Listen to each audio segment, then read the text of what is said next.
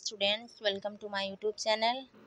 आशा करती हूँ आप लोग बहुत अच्छे होंगे। तो आज हम लोग क्या पढ़ेंगे, लीवर यानी यकृत के बारे में। इससे पहले मैंने बहुत सारे टॉपिक को कवर किया है, स्ट्रक्चर ऑफ फ्लावर के बारे में, उसके बाद पार्ट्स ऑफ फ्लावर, उसके बाद जो आपका पार्ट्स ऑफ प्लांट के कौन कौन से भाग होते हैं और पूरी पुष्प की संरचना क्या होती है। उसके बाद जो आपका हार्ट के बारे में मैंने बहुत सारे टॉपिक मैंने जो है अच्छे से क्लियर कर दी हूँ। अगर आप इंटरेस्टेड होंगे उसमें तो ज़रूर जाकर उस टॉपिक को देखिएगा, और चीज़ें अगर नहीं क्लियर होंगी तो प्लीज़ कमेंट में ज़रूर पूछिएगा, और अगर आपको अच्छा लगेगा तो ये भी बताइएगा ना।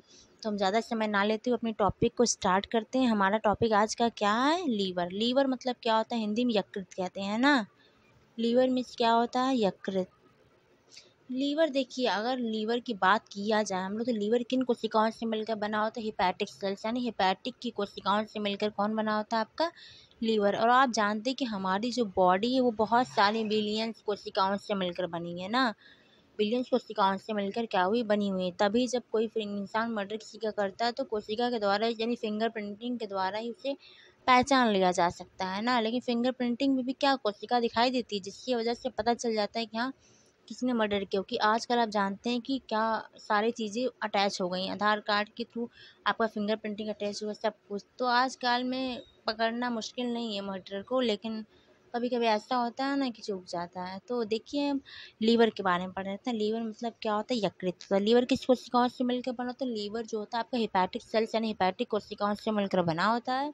अगर लीवर की बात की जाए तो लीवर में दो प्रोटीन बनते हैं। कौन कौन से प्रोटीन, एक आपका बनता है फाइब्रिनोजन प्रोटीन, दूसरा आपका कौन सा बनता है, हिपैरिन प्रोटीन ना। फाइब्रिनोजन हिपैरिन आपके लिए नाम नया होगा, लेकिन अगर पढ़ेंगे इसको तो बहुत इंटरेस्टिंग टॉपिक है। तो जो फाइब्रिनोजन होता है, जब आपको चोट लगती है, ब्लड जो होता है आपका वो बाहर आता है। चोट लग रही है आपको, ब्लड जो आपका कहाँ आ रहा है, बाहर आ रहा है ना। तो बाहर जब ब्लड आता है तो किस प्रोटीन की वजह से जमता है, तो हिपैरिन प्रोटीन की वजह से जमता है। किस प्रोटीन की वजह से जमता है, तो हिपैरिन प्रोटीन की वजह से जमता है ना। और लेकिन अगर ये बात की जाए, आप कहेंगे आपने बताया कि जो ब्लड जमता है हिपैरिन, तो जो लीवर होता है हमारा, लीवर किससे बन के होता है, हिपैटिक सेल्स। दो प्रोटीन के बारे में बता रहे थे, एक था आपका फाइब्रिनोजन, दूसरा आपका क्या था, हिपैरिन। तो फाइब्रिनोजन जो था, जैसे ही ब्लड आता है आपके शरीर से बाहर, यानी खून, जैसे मान लीजिए आपको चोट लगी है, खून बहना शुरू हो रहा है, तो ब्लड को रोकने का काम कौन करता है, फाइब्रिनोजन प्रोटीन करता है। लेकिन अगर बात की जाए कि आपने तो सही बताया फाइब्रिनोजन करता है, लेकिन ब्लड जो होता है हमारे कोशिकाओं के अंदर बहता है, तो वो क्यों नहीं जमता। तो इसके लिए भी एक प्रोटीन है। कौन सी, दूसरा का नाम क्या था, हिपैरिन प्रोटीन। तो जो हिपैरिन प्रोटीन होती है वो क्या करती है, मनुष्य के रुधिर को शरीर के अंदर यानी जो वेसल्स यानी वाहिनियों में बहता है वहाँ पर जमने से रोकती है ना। ये तो आपको समझ में आ गया लीवर का क्या। लीवर दो प्रकार के प्रोटीन बना रहा था। उसके बाद लीवर और क्या करता है, लीवर जो होता है हमारे भोजन को स्टोर करके भी रखता है। कहने का ये मतलब है, मान लीजिए आपने आज एक्सेस अमाउंट में खाना खा लिया, आपकी बॉडी को उतनी मात्रा में आवश्यकता नहीं है खाने की ना। तो ये जो आपका लीवर क्या करेगा, उस भोजन को ग्लाइकोजन के रूप में स्टोर करके रख लेगा। अब मान लीजिए किसी कारणवश आपने एक दिन खाना नहीं खाया, या फिर आप फास्ट रखते हो या व्रत रखते हो, तो उसमें क्या होता है, यही जो ग्लाइकोजन होता है वो ग्लूकोज के रूप में टूटता है और आपको क्या मिलती है, एनर्जी मिलती है, जिससे आप क्या एक्टिव रह सकते हैं, अपने वर्क को हार्ड तरीके से अच्छे तरीके से कर सकते हैं ना। तो आई थिंक इतना तो क्लियर होगा। उसके बाद देखिए, लीवर जो होता है, अगर लीवर 80% भाग भी कट जाए ना, तो भी वो क्या कम्प्लीटली आ सकता है, क्योंकि लीवर में जो होती है रीजनरेशन यानी पुनरुद्भवन की क्षमता पाई जाती है। यही एक ऐसा चीज़, जैसे आपने सुना होगा कि छिपकली की पूँछ जो होती है वो कट जाती है तो वापस आ जाती है। तो उसी प्रकार से लीवर को जब काट दिया जाता है तो वो आ जाता है वापस। तो हमारी बॉडी की एक मोस्ट इम्पॉर्टेंट पार्ट है। और आपको ये भी पता होगा कि जो लीवर है हमारे शरीर की सबसे बड़ी क्या है, ग्रंथि है। लीवर क्या है, हमारे शरीर की सबसे बड़ी ग्रंथि है।